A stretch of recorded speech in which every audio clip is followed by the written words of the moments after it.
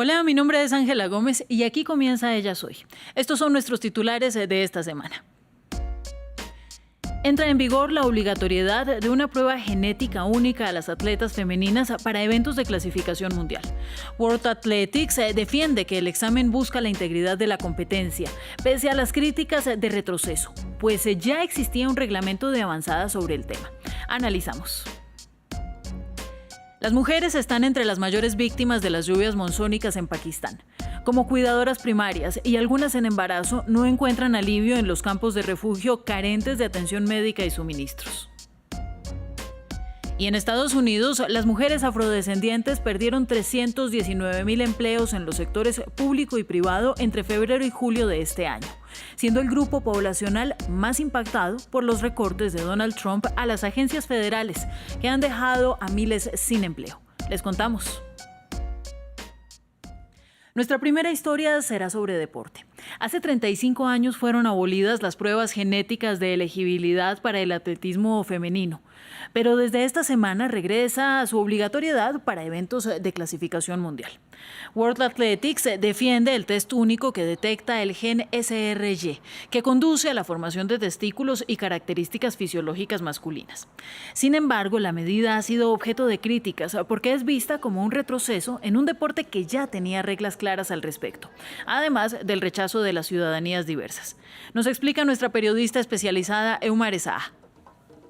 Lo que llama la atención es que se recurra de nuevo a esto en el atletismo, que es un deporte que ya tenía desarrollado un reglamento de avanzada en materia de la participación de atletas con desarrollo sexual diferente, que es precisamente el reglamento de DSD, de desarrollo sexual diferente, redactado a raíz del caso de Caster Semenya, un atleta intersexual que pues abrió la puerta para que otras atletas con otros tipos de desarrollo sexual diferente compitieran en las pruebas precisamente donde tenían mayor ventaja, que eran las pruebas de resistencia a la velocidad. Este reglamento de desarrollo sexual diferente determinó que las ventajas derivadas de la condición solamente podían expresarse entre los 400 metros y la milla y que no tenían mayor incidencia en otras pruebas, y por lo tanto las atletas que resultaran o a las que se le detectara el gen SRY debían o tomar un suplemento, pasar por una terapia de supresión hormonal o migrar a otras pruebas, sea velocidad, sea fondo, donde no hubiera pues impacto derivado de la presencia del gen SRY.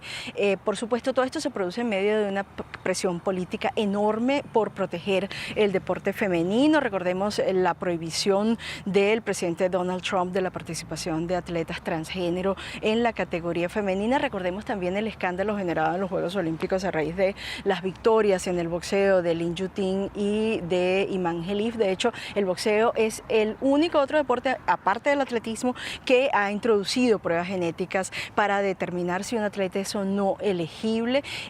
Indica el atletismo en esta oportunidad que ya la terapia de supresión de hormonas no es suficiente para mitigar las ventajas derivadas de haber pasado por una pubertad, pues digamos masculina, entre comillas, porque estas atletas tuvieron el aporte de testosterona y de factores androgénicos durante su desarrollo por el hecho de ser atletas intersexuales o con algún tipo de DSD. Pero hay que recordar casos como por ejemplo el de María José Martínez Patiño, que demostró que estas pruebas no son infalibles, que no son un indicador decisivo, porque ella sí arrojó en su momento, esta atleta española, que ella tenía algún tipo de desarrollo sexual diferente, pero a su vez también tenía una resistencia a los andrógenos que hacía que su cuerpo no reconociera los estímulos para desarrollar características masculinas. En esta oportunidad se está teniendo en cuenta la presencia de esta resistencia a los andrógenos. Las atletas además van a poder apelar, pero pues no deja de sentirse como una especie de regresión la retoma de estas pruebas genéticas para determinar la elegibilidad de género. Las lluvias monzónicas en la región de Punjab, en Pakistán, someten a sus habitantes a una crisis humanitaria sin precedentes. Entre las víctimas hay un impacto especial sobre las mujeres, quienes son cuidadoras primarias de sus familias. Algunas de ellas además están en embarazo. En campos de refugio como el de Chung, las pakistaníes sufren por la falta de medicina y de atención. Hugo Caro Jiménez nos cuenta. La desesperación se apodera de estas mujeres, algunas en embarazo, en este campo de socorro al este de Pakistán. Buscan refugio, ya que sus hogares fueron destruidos por las lluvias monzónicas que azotan la provincia del Punjab desde la semana pasada. Las precipitaciones provocaron la crecida de 3 importantes ríos que atraviesan el corazón agrícola de Pakistán. El resultado, el cansancio y el agotamiento de mujeres como Shumaila, quien tiene 7 meses de embarazo y espera su primer hijo. Ahora solo recuerda lo que era su casa. En casa solíamos salir, era amplio y espacioso, podíamos simplemente sentarnos y hacer lo que quisiéramos, deambular. Aquí estamos atrapados en una habitación. Los niños no pueden salir a jugar, subir y bajar las escaleras también es una lucha. Otras mujeres de Chung, nombre de este asentamiento a las afueras de Lahore, tiene acceso limitado a toallas sanitarias y medicamentos esenciales, incluida la propia atención necesaria para el proceso de gestación. Como Shumaila, Ikra también está embarazada, pero dadas las condiciones actuales, asegura que ni siquiera ha podido pensar en el nombre de su bebé. Si tuviera una casa, habríamos pensado más en el futuro del niño, pero la casa ya no está. Nuestros sueños se los llevó el agua. Habría pensado mucho en el bebé, si era niño o niña, pero ya no puedo. Ni siquiera he pensado en un nombre. Los doctores que tratan a los pacientes en Chung dicen que el daño en los refugiados del campo va más allá de un dolor físico. Hay muchos pacientes con trauma psicológico. Sus hogares, sus familias donde eran felices se han ido. Todos sus ahorros se han ido. Más que enfermedades físicas, puedo sentir un trauma psicológico. Se puede ver claramente el dolor y el trauma que están sufriendo en sus rostros. Según las autoridades locales, cerca de 750.000 personas han sido evacuadas. 115.000 de ellas fueron rescatadas en barco, en lo que el gobierno provincial ha descrito como la mayor operación de rescate en la historia del Punjab. Vamos a Estados Unidos. Las estadísticas laborales muestran que las mujeres afro perdieron 319.000 empleos en los sectores público y privado entre febrero y julio de este año, en el marco de los recortes de Donald Trump a las agencias federales. La economista de género Katika Roy, citada por el periódico The New York Times, señaló que fue el único grupo demográfico femenino importante que experimentó pérdidas significativas de empleo. Harrison Fields, portavoz de la Casa Blanca, afirmó falazmente que Trump estaba inaugurando una economía que empoderaba a todos los estadounidenses. Añadió que la obsesión con las iniciativas divisivas de diversidad, equidad e inclusión revierte avances hacia una igualdad genuina. Pero revisemos los datos. De febrero a julio de 2025 en el país, las mujeres afro perdieron 319.000 de sus puestos de trabajo en el sector público y privado. Por contra, las mujeres blancas experimentaron un aumento de 142.000 puestos de trabajo. Las mujeres afro, además, representan el 12% de la plantilla federal en Estados Unidos.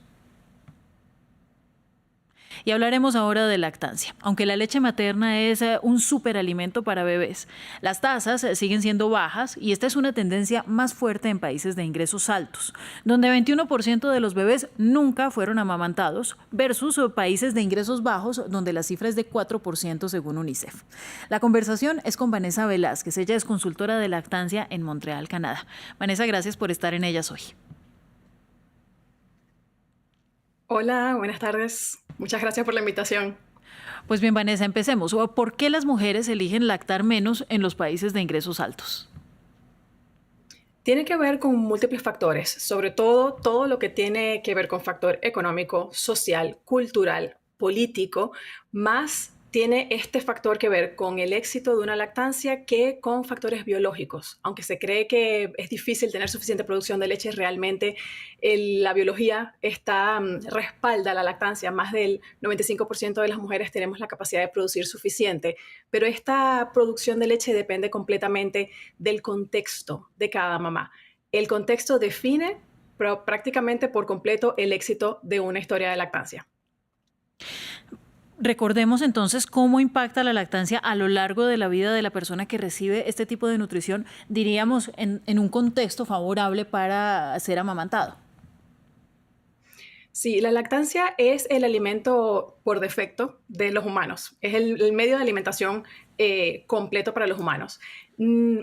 Cada vez que pasan los años se va mejorando cada vez más aún la leche de fórmula y se va haciendo cada vez más parecida a la leche materna, pero hasta los momentos no ha habido forma de siquiera igualarse o compararse, por lo que por defecto la alimentación debería ser respaldada, apoyada por todos los factores que acabo de mencionar, políticos, sociales y económicos, para el apoyo del éxito de la lactancia de las madres que lo eligen.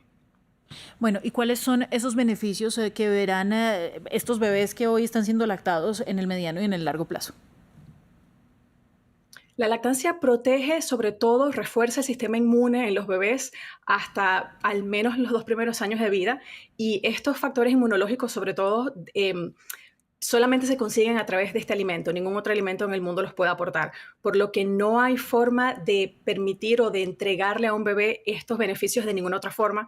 Esto por sí solo ya significa un motivo extremadamente importante para apoyar y permitir que la mamá que decida dar lactancia materna, si lo desea hacer de forma exclusiva, tenga a su alcance toda la información, todo el apoyo social, político, económico, que facilite que se logre esa meta.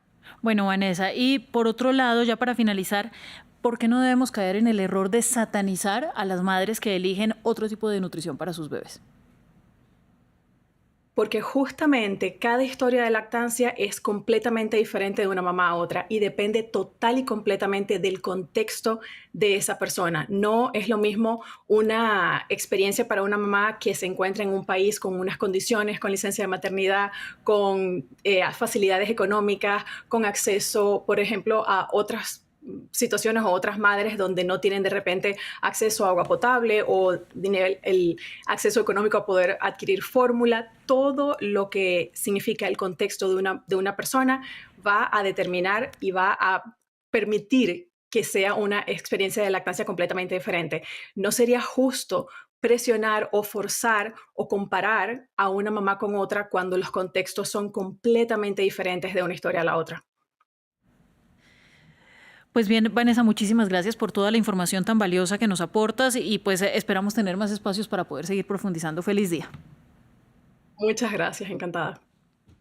Muy bien, y para el cierre les dejamos las imágenes de una reciente marcha en Beit Hala, en Cisjordania ocupada, de mujeres israelíes y palestinas. Una movilización silenciosa que exigió el fin de los ataques de Israel a Gaza y la liberación de los rehenes israelíes. Esto es Ella Soy de France 24.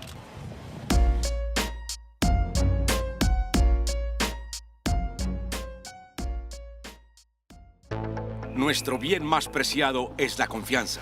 France 24, Radio Francia Internacional y Monte Carlo Dualilla trabajan a diario en todo el mundo para ofrecerle una información libre, independiente, verificada y equilibrada que lucha contra la manipulación en 21 idiomas. France Media Monde ha obtenido el sello Journalism Trust Initiative, que certifica el profesionalismo y fiabilidad de nuestros medios de información internacionales, con una puntuación de 100%. La confianza no se decreta, se merece y se cultiva. Gracias por su confianza. Liberté, égalité, actualité.